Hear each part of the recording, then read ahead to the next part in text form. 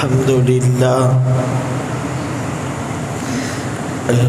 لله وكفى والصلاة والسلام على من لا نبي بعده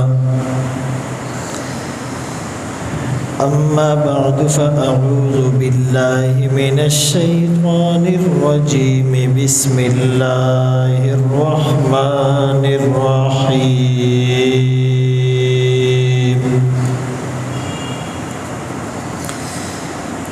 شهر رمضان الذي أنزل فيه القرآن هدى للناس وبينات من الهدى والفرقان وقال الله تبارك وتعالى في مقام آخر أياما معدودات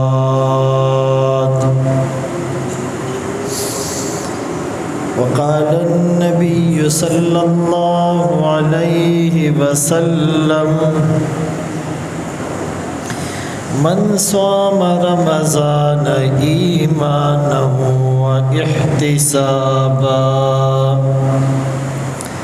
غفر له ما تقدم من ذنبه صدق الله مولانا العظيم وصدق رسوله النبي الأمي الهاشمي المدني الكريم ونحن على ذلك لمن الشاهدين والشاكرين والحمد لله رب العالمين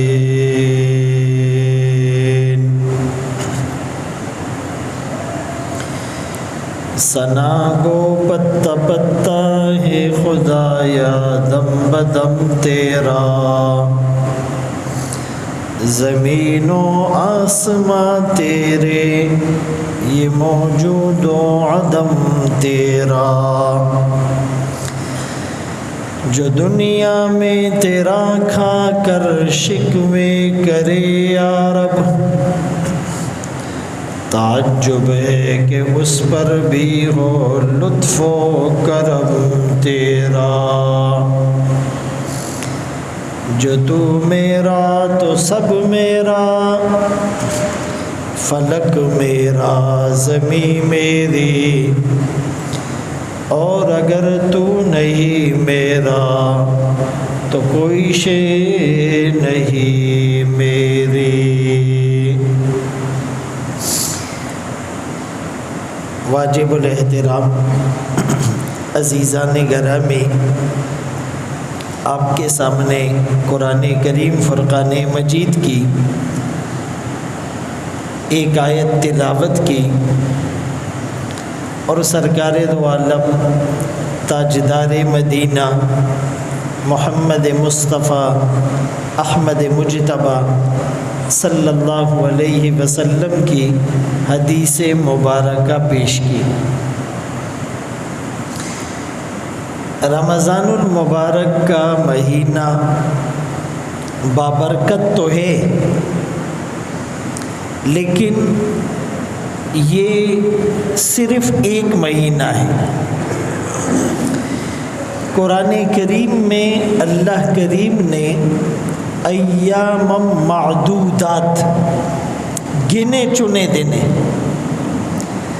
جب آدمی کے پاس دن زیادہ ہوتے ہیں تو وہ اتنی فکر نہیں کرتا،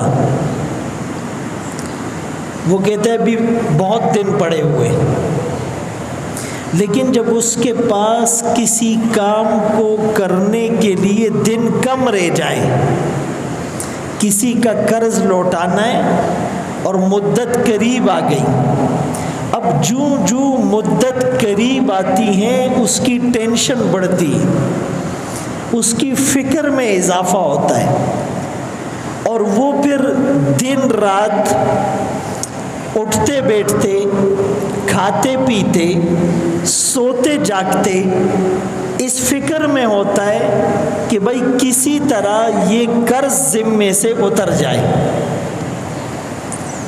اگر خوبو نہ کہی، پھر اس کو نیند نہیں آتی، پھر اس کو کھانا اچھا نہیں لگتا، پھر اس کو دوستوں کے ساتھ بیٹھنے میں مزہ نہیں آتا، ذہن کہیں اور ہوتا ہے، ایون کہ نماز میں بھی دھیان اس طرف ہوتا ہے۔ لیکن ہمارا معاملہ دین کے معاملے میں الٹا ہے۔ ہم جتنے روزے کم رہ جاتے ہیں ہم خوش ہوتے ہیں، چلو یار رمضان چلا جائے گا، عید آ جائے گی۔ یعنی میں آپ کو ایک عجیب مثال بتاؤں، یہ احساس کی بات ہوتی ہے کہ ایک جماعت چلی گئی کسی عرب ممالک میں، تو وہاں پر ایک عام سا دیہاتی آدمی تھا، عرب تھا، وہ بھی تبلیغ والوں کے پاس آ کر بیٹھ گیا۔ تو 2-3 دن وہ بیٹھا، تو ایک دن امیر صاحب نے اس عام سے دیہاتی عرب آدمی کو کہا کہ آج بیان تم نے کرنا ہے۔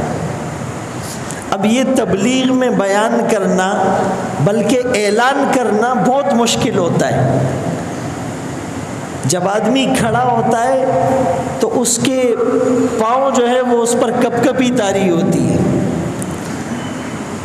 تو اس نے کہا مجھے تو بیان نہیں آتا، میں تو بیان نہیں کر سکتا۔ امیر صاحب نے کہا تم کھڑے ہو کر اتنا کہہ دینا کہ میں بیان نہیں کر سکتا، کھڑے ہو کر یہی بات کہہ دینا کہ مجھے بیان نہیں آتا ہے۔ اس نے کہا ٹھیک ہے، یہ تو کوئی مسئلہ ہی نہیں ہے۔ تو اتفاق سے اس دن مجمع ذرا زیادہ آ گیا، اتفاق سے کچھ علماء بھی آ گئے، کچھ سرکاری لوگ بھی آ گئے، اور بیان اس کا ہے۔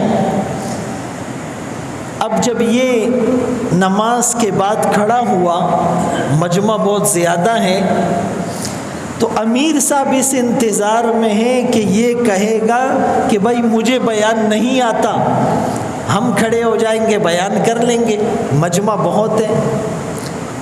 تو اس نے کھڑے ہو کر کہا عربی میں مل فرق بیننا و بین الصحابہ، کہ ہمارے اور صحابہ کے درمیان کوئی فرق نہیں ہے۔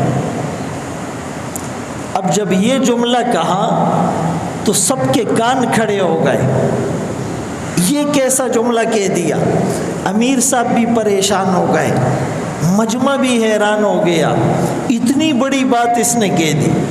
مل فرق بیننا و بین الصحابہ، ہم میں اور صحابہ میں کوئی فرق نہیں۔ پھر کہا الا شبرا واحد، الا شبرا واحد فقط، صرف ایک بالش کا فرق ہے، صرف ایک بالش کا فرق ہے۔ اللہ اکبر کبیرہ۔ اور پھر کہنے لگا وہ فرق کیا ہے، لوگ اور زیادہ متوجہ ہوئے، کہنے لگا مل فرق بیننا و بین الصحابہ الا شبرا واحدا فقط، ہم میں اور صحابہ میں کوئی فرق نہیں سوائے ایک بالش کے۔ وہ ایک بالش یہ ہے کہ ان کا ایمان، ایمان الصحابہ ہونا، صحابہ کا ایمان دل میں تھا اور ہمارا ایمان زبانوں پر ہے۔ ایک بالش کا فرق ہے نا، صحابہ کا ایمان دل میں تھا اور ہمارا ایمان زبان پر ہے۔ زبان سے کہہ بھی دیا لا الہ تو کیا حاصل، دل و نگاہ جو مسلمان نہیں کچھ بھی نہیں۔ اس ایک جملے نے سب کو رلا دیا، فکر مند کر دیا، بات سمجھا دی، دل سے جو بات نکلتی ہیں اثر رکھتی ہیں، پر نہیں طاقت پرواز مگر رکھتی ہیں۔ ہم گھنٹوں تقریر کرے سنیں لیکن بات اندر نہ اترے، اور صحابہ اور اللہ والے ایک جملہ کہیں اور وہ آر پار ہو جائے، وہ چیر دے، وہ اندر کھلبلی مچا دے، ہلچل مچا دے، انقلاب برپا کر دے، دل کی بستی کو الٹ پلٹ دے، دل میں ایک ہیجان پیدا ہو جائے۔ اس دل کو عربی میں قلب کہا جاتا ہے، نقطے والا۔ قلب کا مطلب ہوتا ہے الٹنا پلٹنا، یقلبھا کیف یشاء، یہ دل الٹتا پلٹتا رہتا ہے، ایک حال میں نہیں رہتا۔ رسول اللہ صلی اللہ علیہ وسلم نے دعا مانگی اور مانگ کر سکھائی، یا مقلب القلوب ثبت قلبی علی دینک، اے دلوں کو پھیرنے والے ہمارے دل کو اپنے دین پر جما دے، استقامت دے۔ صحابہ نے پوچھا آپ بھی دعا مانگتے ہیں ثابت قلبی کی، ثابت قدمی کی، ثبت اقدامنا کی؟ آپ نے فرمایا یہ دل تو اللہ کی دو انگلیوں کے درمیان میں ہے، یقلبھا کیف یشاء، پلٹ دے جیسے چاہے۔ قیامت کے قریب وہ زمانہ آئے گا، صبح آدمی مومن، شام کو کافر، شام کو مسلمان، صبح کافر۔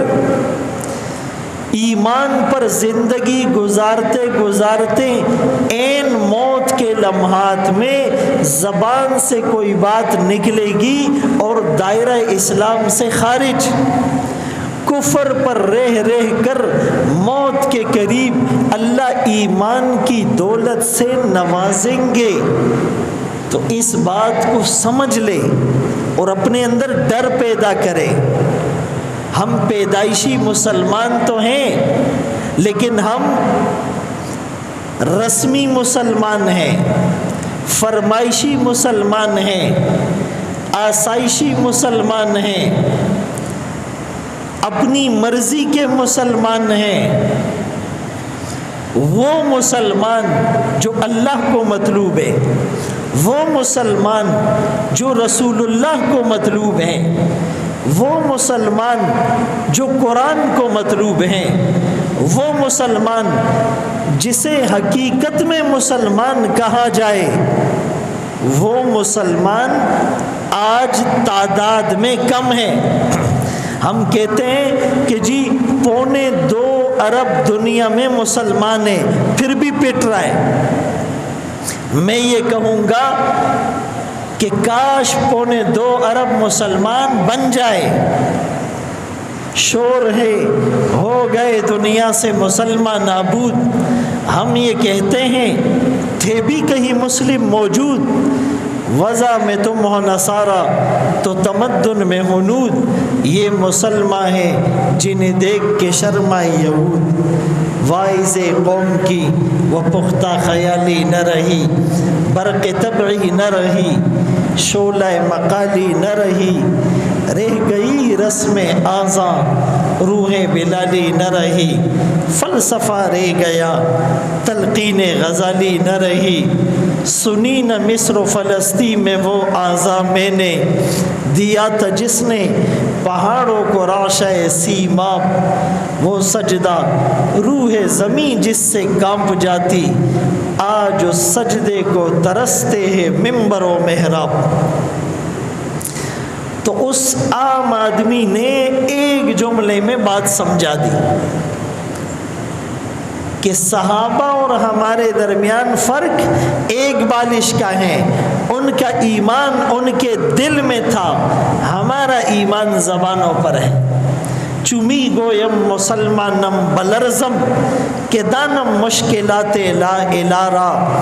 جب میں اپنے آپ کو مسلمان کہتا ہوں تو مجھ پر لرزہ طاری ہو جاتا ہے، اس لیے کہ میں اسلام کی مشکلات کو جانتا ہوں.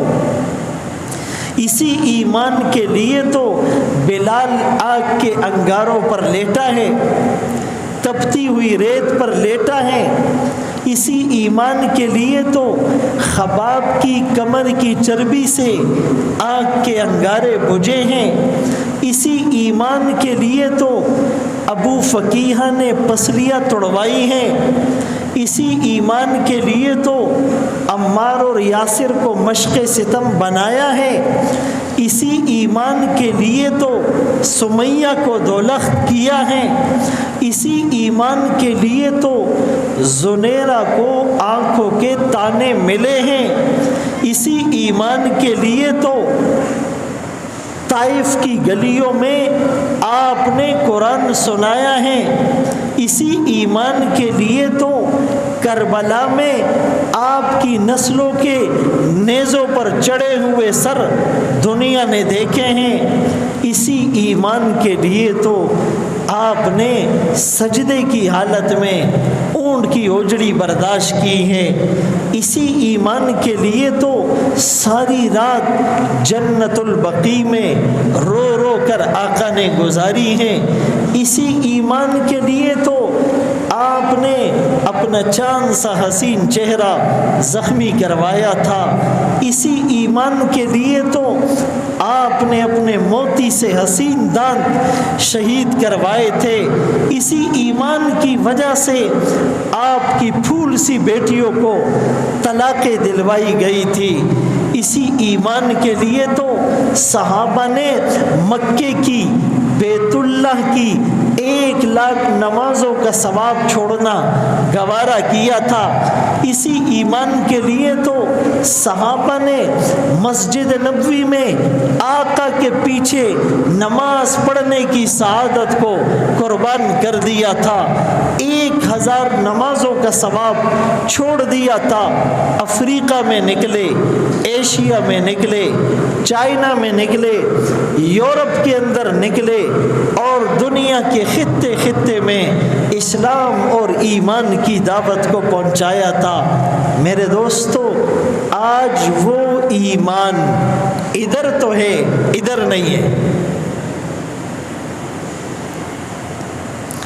قرآن کریم میں 26ویں پارے میں سورہ حجرات میں جب کچھ لوگوں نے آ کر کہا آمنا، ہم ایمان لے آئے، تو جواب کیا دیا گیا؟ ان سے کہہ دو لم تؤمنو، تم ایمان نہیں لائے ہو، ظاہری طور پر کلمہ پڑھ چکے ہو.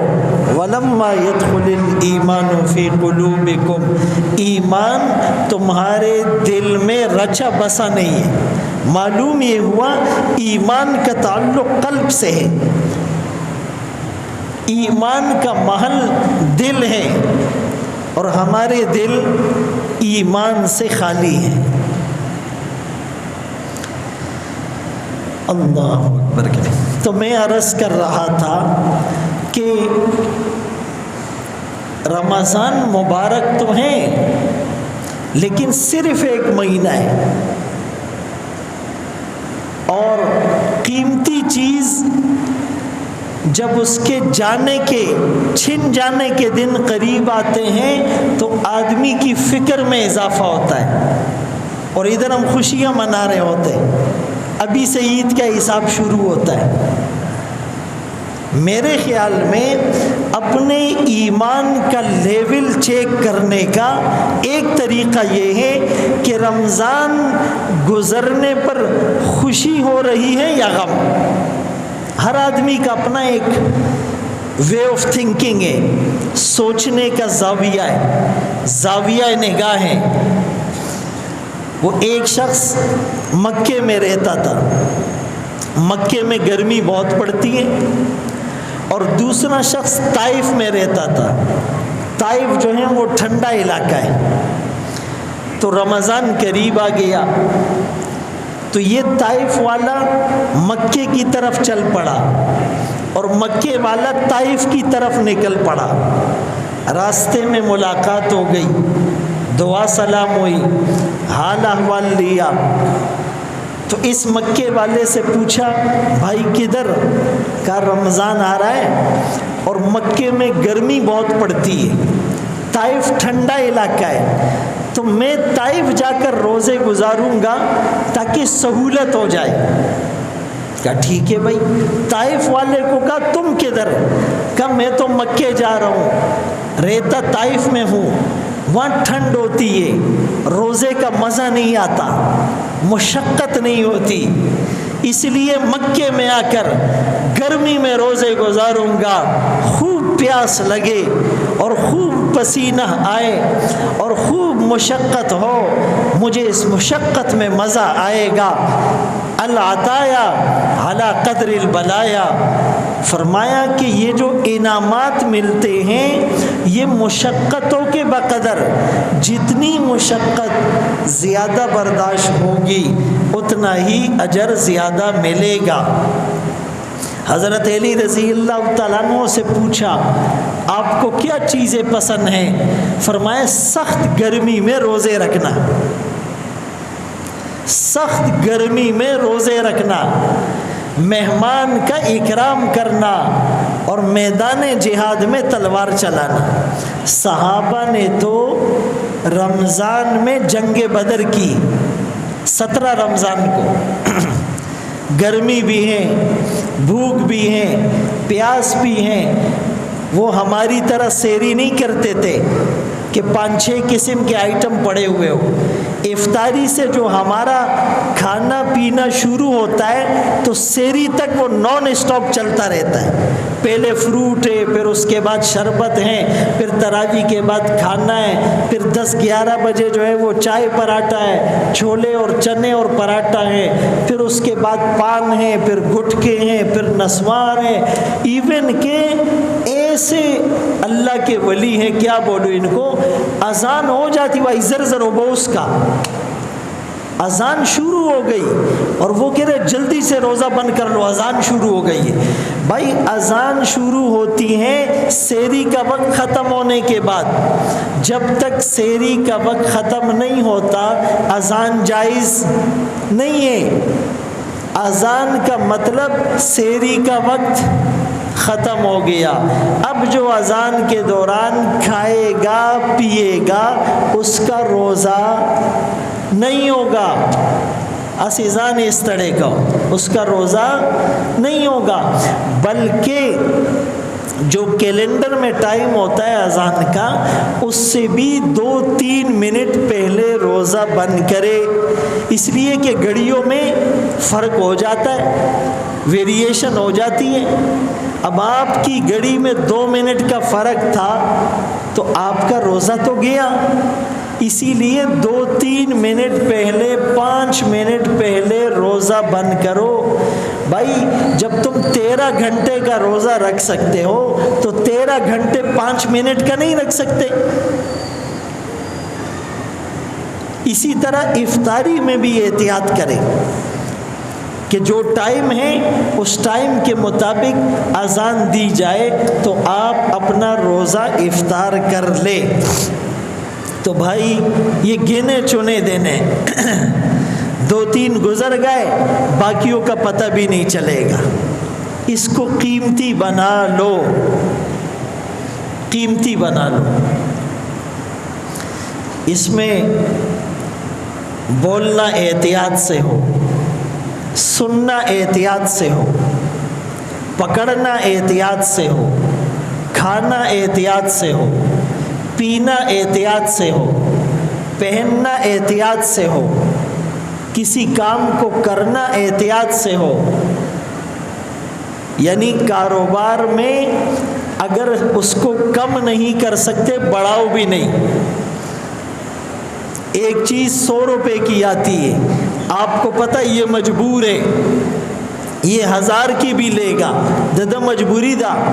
حاجی صاحب خوبصورت ٹوپی پہنی ہوئی ہے اور داڑھی میں تیل لگا ہوا ہے اور مونچھیں اس نے بالکل صاف کی ہوئی ہے اور مسواک بھی نظر آ رہی ہے اور یہ جا کر خوب تلاوت بھی کرے گا، لیکن یہاں پر یہ ڈنڈی مار رہا ہے، اس کی مجبوری سے ناجائز فائدہ اٹھا رہا ہے. 2 نمبر 1 نمبر کہہ کر بیچ رہا ہے، عیب چھپا کر بیچ رہا ہے. آپ مجھے بتائیں اللہ کی مخلوق کے ساتھ دھوکہ کرنے والا اللہ کو کیسے پسند آ سکتا ہے؟ اس کا تو اعلان ہے کہ مجھے سب سے محبوب وہ ہیں جو میرے بندوں کے ساتھ اچھا کرے، اچھائی کرے، حسن سلوک کرے، اس کی مجبوری سے ناجائز فائدہ نہ اٹھائے. اور ہم کیا کر رہے ہوتے؟ تو اس رمضان کو جو گنے چنے دن ہیں، بہت محدود پیکیج ہے، اس کو ایسے گزارے جیسے اکابر گزارتے تھے.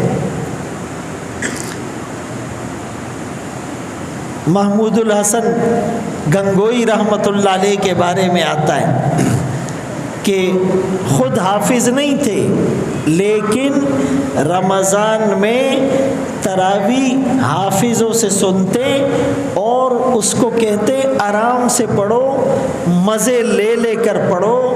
اتنا اہتمام فرماتے کہ تراویح کا وقت ختم ہوتا تو سحری کا وقت شروع ہو جاتا،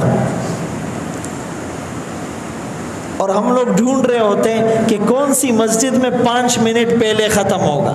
ایمان کا لیول چیک کرنا ہے، یہ میں آپ کو ٹپس دے رہا ہوں، اس طرح چیک کرو. قرآن سننے میں مزہ آتا ہے یا نہیں؟ مسجد میں دل لگتا ہے یا نہیں؟ رمضان جتنا گزر رہا ہے خوش ہوتے ہیں یا فکر بڑھ رہی ہے؟ اس سے ہمیں پتہ چل جائے گا. کسی لیبارٹری میں جانے کی ضرورت نہیں ہے، خود ہی اپنا چیک اپ کریں. اور اس رمضان میں چند کام ایسے کریں، مثال کے طور پہ سب سے پہلا کام کہ گناہ چھوڑ دے.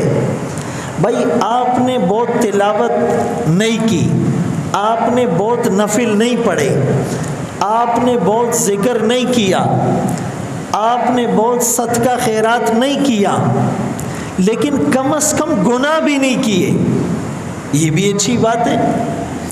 اور اگر آپ گناہ سے بھی بچے اور تلاوت بھی خوب کریں، کم از کم دن میں 2 رکعت نفل تو ضرور پڑھے.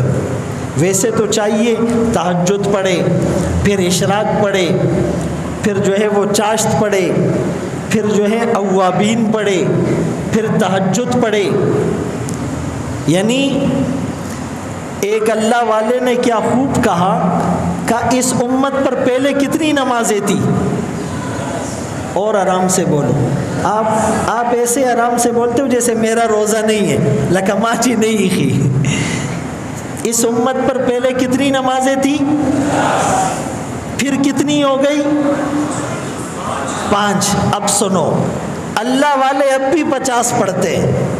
اللہ والے کیسے؟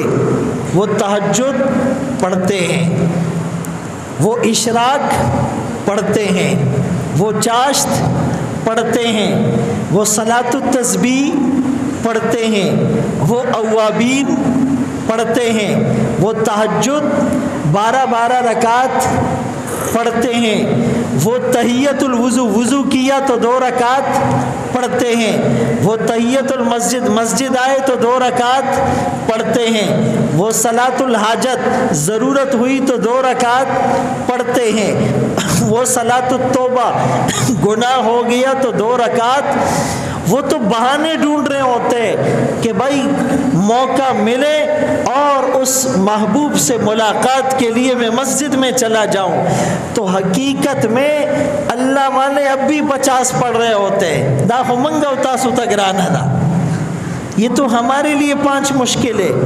جو بڑا دیندار ہوتا ہے وہ کہ کہتا ہے یار فجر کی مشکل ہوتی ہے مولانا صاحب، باقی پڑھ لیتا ہوں۔ بہت گہرا تم پر فجر کی بیداری ہے، بہت گہرا تم پر صبح کی بیداری ہے، ہم سے کب پیار ہے، ہاں نیند تمہیں پیاری ہے، طبع آزاد پہ قید رمضاں بھاری ہے، تم ہی کہہ دو یہی آئین وفاداری ہے، قوم مذہب سے ہے مذہب جو نہیں تم بھی نہیں، جذبہ باہم جو نہیں محفل انجم بھی نہیں۔ تو ایک تو تلاوت روز کرے، دوسرے نمبر پر کم از کم 2 رکعت نفل پڑھے، تیسرے نمبر پر روزانہ کچھ صدقہ دے۔ بھئی زکوٰۃ تو سال میں 1 دفعہ ہے، سال میں، اور وہ بھی 1 دن دو گے، لیکن قرآن نے زکوٰۃ کے ساتھ ساتھ انفاق کے صیغے ذکر کیے۔